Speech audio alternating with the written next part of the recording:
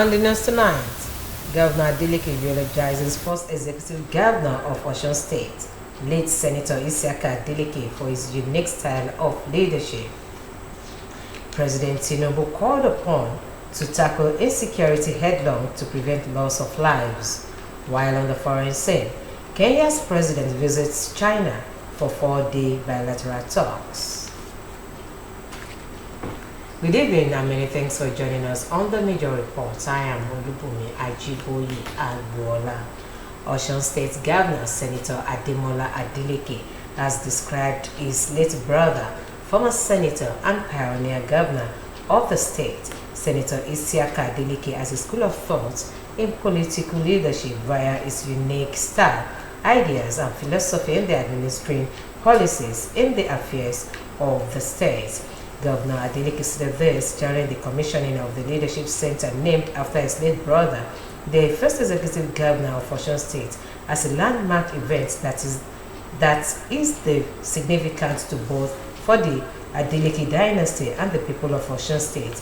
The governor emphasized that the late Senator Adeleke upheld equality of man in private and public life. He demonstrated open inclusiveness as a political leader, adopted the Athenian model of democracy, where all residents added input in the governance process. The Osun State governor commended the initiator of the concept and the mentee to his late brother, Honorable Bamidele Salam, noting his consistent striving to sustain his legacy as appreciated by the Adeleke dynasty and friends. National Security Officer Nuhu Ribado has described the attacks and killings in Benue State as an act of evil, and good people must unite to confront it.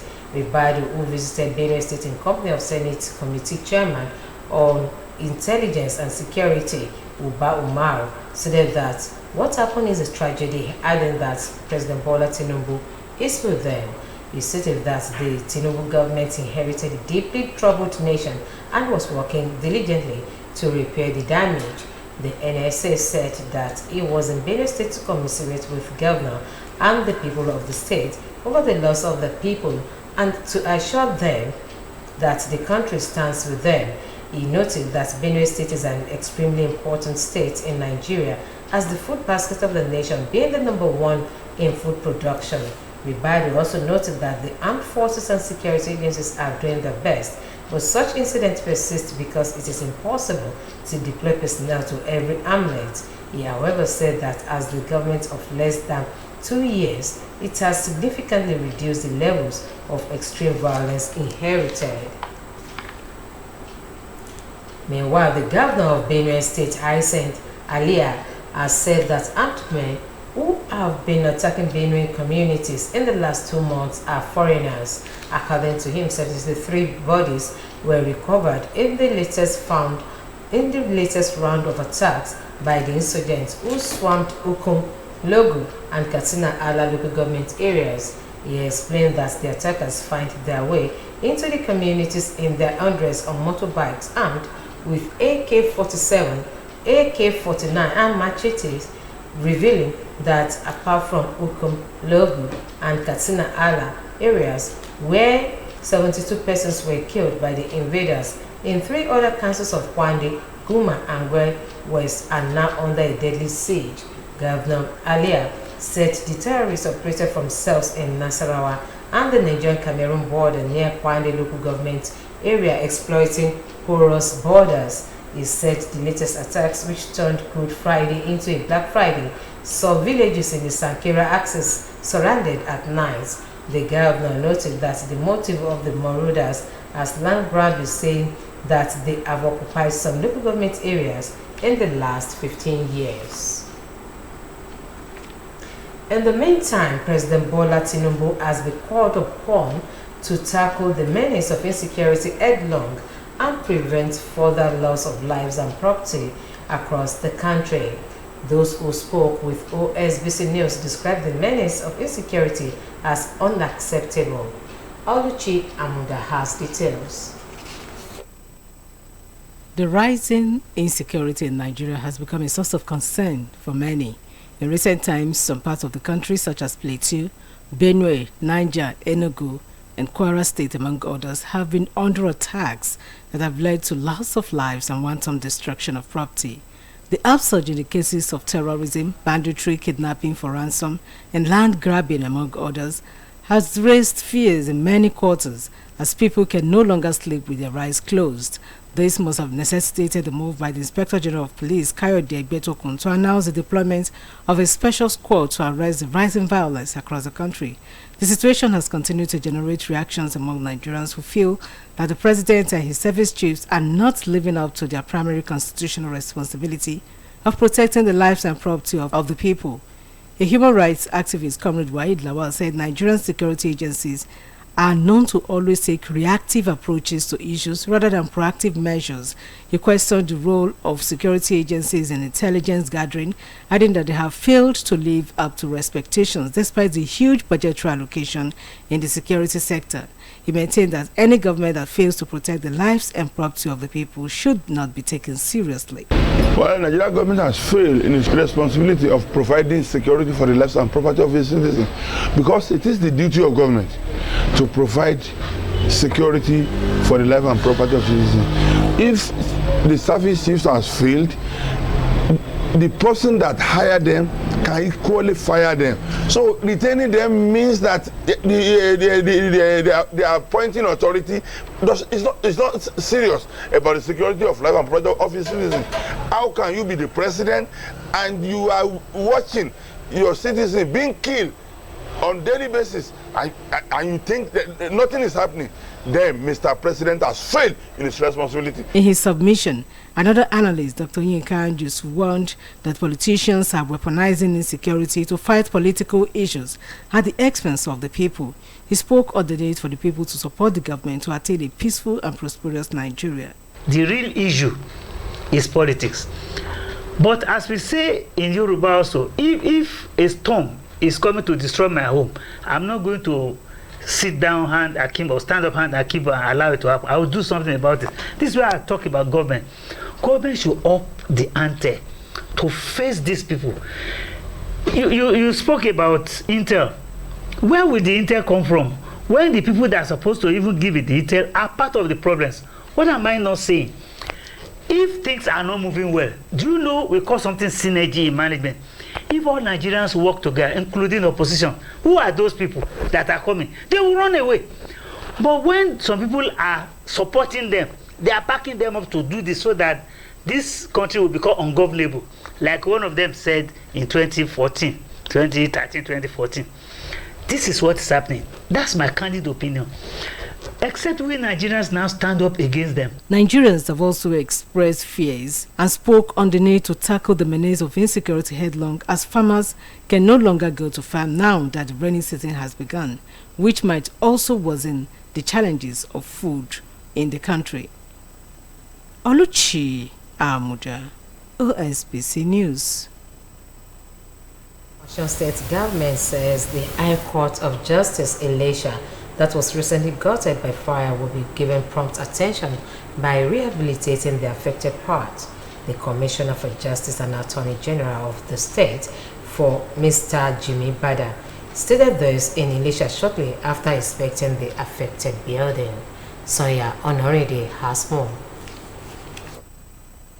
The directive of Governor Adeleke, the Attorney General and Commissioner for Justice, Mr. Jimmy Bada, paid on the spot assessment visit to High Court of Justice, Elisha, following the fire incident that occurred on Sunday night. Governor Adeleke, who described the fire incident as an unjustifiable attack on the state judiciary and an assault on democracy, charged the relevant security agencies to keep an eagle eyes on court buildings in the state and ensure that perpetrators were brought to book. It's very unfortunate that anybody would have the infantry and the impunity to come to the court of law, to come and set the court ablaze. I'm still wondering, I'm still amazed at that kind of boldness that anybody could now, anybody would just wake up, such thought crosses our mind, to come to the court, to come and set a court of law ablaze is so despicable and just, very shocking. But as a government, Mr. Governor, of course, call my attention to the fact that we learned that the court had been set ablaze over the weekend. And of course, I investigated it and it was confirmed. He sent me to come and assess it. And of course, we are going to start with Ilesha High Court to renovate the entire High Court from Ilesha, then before we look at other divisions. It's quite despicable that anybody would have the boldness to enter court of law to set it ablaze. It's just so. I mean, I don't even know what to say. It's more than disheartening. Flanked by the State Commissioner for Local Government and Chieftaincy Affairs, Mr. Dosu Babatunde, the State Commissioner for Help, Mr. Jola Akintola, the Attorney General and Commissioner for Justice, Mr. Jimmy Bada, described the fire incident as despicable, wondering why anyone will conceive and carry out such a dastardly act on government property. Mr. Bada said the Ministry of Justice has been mandated by the governor to work with the State Ministry of Works in ensuring prompt rehabilitation of the building, as well as securing the area with perimeter fencing. The State Ministry of Justice indicated that similar rehabilitation works will equally be carried out on other court buildings in the state as part of the efforts of Governor Ademola Adeleke in transforming the judiciary. Sanya Honoride, reporting for OSBC News. The federal government workers under the aegis of the Federal Workers Forum in Oyo State have embarked on an indefinite protest over non-payment of their 5 months outstanding wage awards and other emoluments. The protest was led by the National Coordinator, Comrade Andrew Emeleze, at the front of the Federal Government Secretariat in Kolaba, Ibadan. The protesters who were at the Secretariat in the early hours of today, ahead of other workers who came to report for duties, shut the main entrance gate of the Secretariat, singing solidarity songs and carrying placards to register their displeasure with the federal government. Addressing journalists, Comrade Emeleze said that the workers are demanding immediate payment of the outstanding 5 months wage award arrears, implementation of the 40% peculiar allowance, and the payment of their arrears. He noted that the 21-day ultimatum warning protest given to the federal government to attend to their demands had lapsed, urging the federal government to stop what it described as its anti-worker policies. Comrade Emeleze, however, condemned the silence of the Nigerian Labour Congress and the Trade Union Congress over the plight of the federal workers, alleging the labor union of being treated unfairly. He called on federal workers to fully occupy all federal government secretariats nationwide and shut them down until their demands are met by the federal government. The Minister of Education, Dr. Maruf Alausa, has announced the release of 50 billion naira by the federal government to the academic and non-academic staff unions of the federal universities for the settlement of earned allowances as promised by President Bola Tinubu. This was disclosed in a statement titled FG releases 50 billion naira earned allowances to varsity unions. Tinubu reaffirms education priority, issued by the Director of Press at the Federal Ministry of Education, Folashade Boriowo. Boriowo stated that the move stands as yet another testament to President Tinubu's commitment to fundamentally transform Nigeria's education sector. It reflects the administration's bold resolve to transition of the nation from a resource-based to a knowledge-based economy through strategic investment in education, infrastructure, and human capital. According to the minister, the intervention is not just a financial transaction, but it is a reaffirmation of the president's belief in the capacity of Nigerian youth and the invaluable role that academic and non-academic staff play in nurturing them with highly qualitative and globally competitive education. It will be recalled that university-based academic unions have been at loggerheads with past governments over the failure to release earned allowances, among other demands.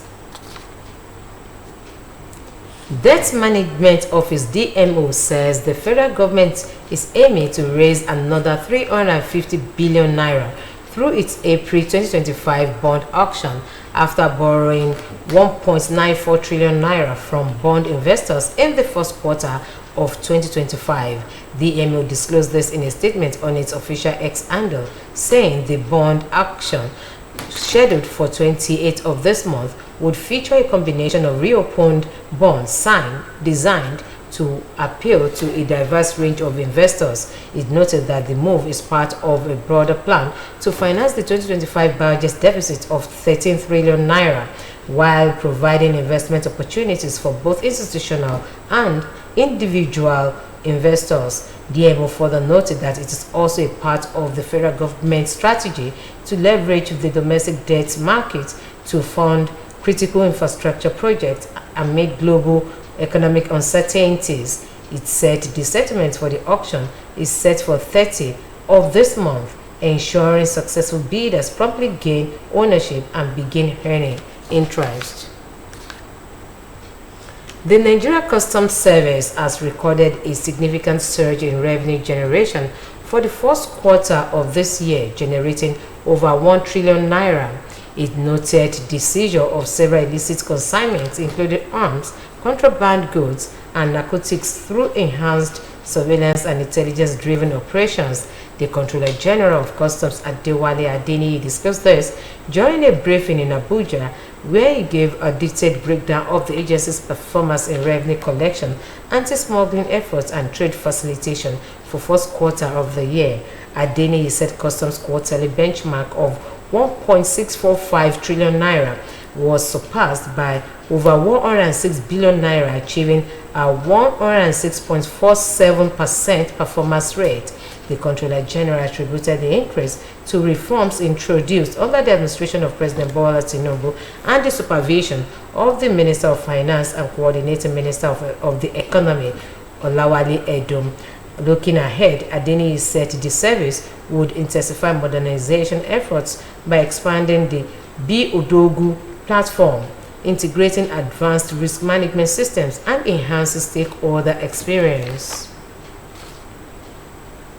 Following the plethora of tariffs and counter-tariffs, the International Monetary Fund, IMF, has reviewed downwards its growth forecast for world economy in 2025. The global lender pegged Nigeria's economic growth in 2025 at 3%, lower than the 3.2% it announced in the October 2024 outlook, projecting that global economic growth will dip to 2.8% this year and 3% next year.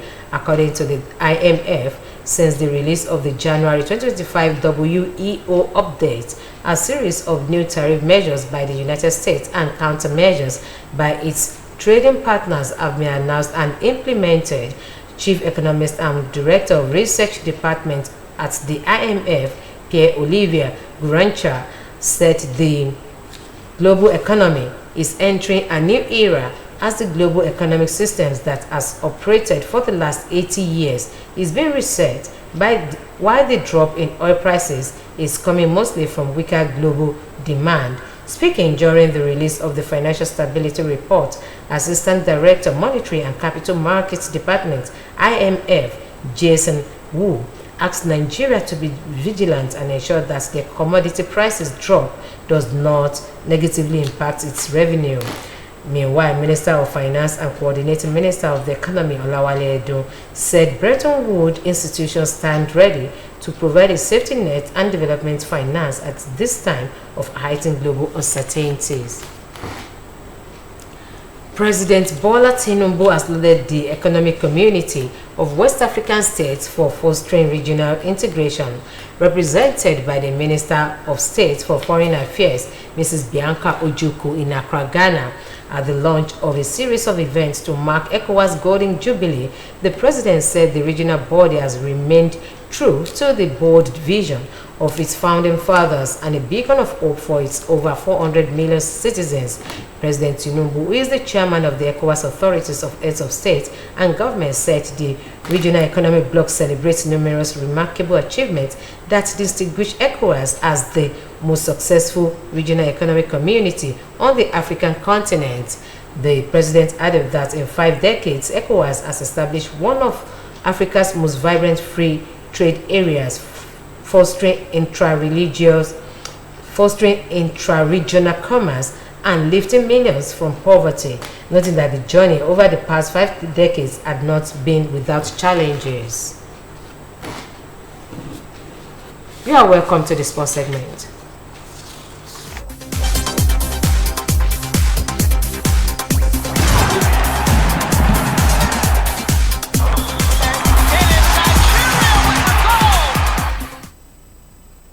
Golden Eaglet coach Garuba Mano has charged the Flying Eagles to put behind their victory over Egypt with 2-1 in an international friendly game and focus on the Group B opener versus Tunisia. Olamilekun Balogun has details of the sports stories and the rest. The Nigeria Under-20 national team beat the host Egypt 2-1 in an international friendly game. Commenting on the victory, Manu congratulated the Flying Eagles, adding that the win will give them a psychological boost to kickstart the AFCON Under-20 tournament with confidence.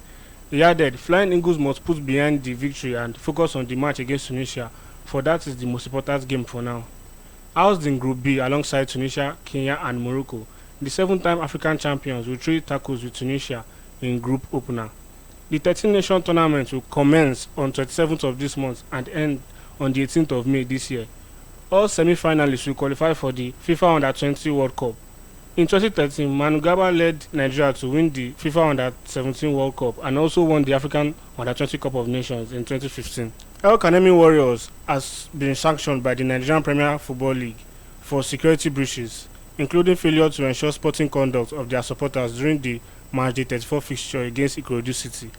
The sanctions range from monetary fines to an order of the stadium closure to fans for the rest of the season. The decision following rowdy incidents before and after the end of the match in Maiduguri. The club was charged for breaches of rules B13.52, C9 and B13.18 of the frameworks and rules of the NPFL for failure to provide adequate and effective security, which resulted in unauthorized persons gaining access to restricted areas and harass the match officials. The club was fined 1 million naira. El Kanemi Warriors also got slammed with a 1 million naira fine for their supporters' act of throwing objects on the field of play, while another fine of 1 million naira was also imposed on the club for failure to ensure the proper conduct of their supporters, which resulted in damages on the away team vehicle. The club is also to pay $500,000 naira compensation to Ikorodu City for damages of their vehicle. The last of the ruling on the incident is an order for the club to implement more effective match day security frameworks and crowd control measures, details of which must be submitted to the NPFL within 7 working days of the date of this notice. Balogun Olamilekun reporting for OSBC News.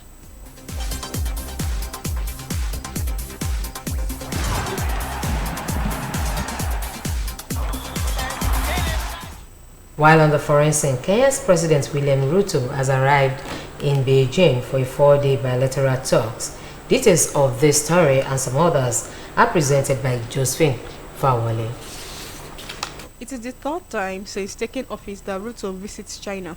He previously attended the Third Road and Belt Forum in October 2023 and the Forum on China-Africa Cooperation last year. The visit, on invitation of Chinese President Xi Jinping, is expected to bring the two countries closer together in sectors such as trade, transport and technology. This comes in the wake of 10% tariffs applied by US President Donald Trump on all Kenya exports to the US, which have accelerated Nairobi's quest to diversify its commercial partners. Among them, China is a key interest, currently taking the top spot in Kenya's list of most important trade partners. Meanwhile, Benji also has commercial interests and ties that it could seek to deepen a relationship between the two countries. And that ends the major report on OSBC TV. It was edited by Michael Adeneye. I am Olubunmi Ajiboye Agbola, wishing you a pleasant night. Good evening.